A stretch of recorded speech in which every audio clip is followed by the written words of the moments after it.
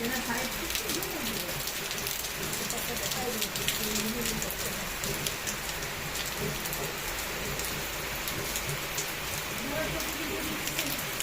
Bir yerde korktuğun şey yemiyorsun diye kızıyor arkadaşlar, biliyor musun? Her şey böyle ince.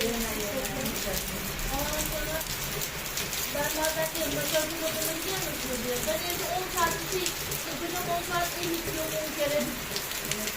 Ondan sonra ne yaptığım belli değil.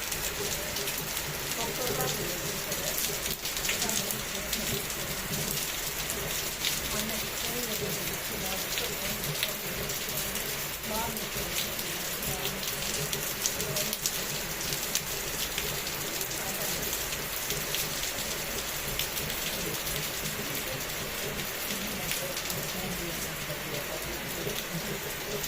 O yüzden çok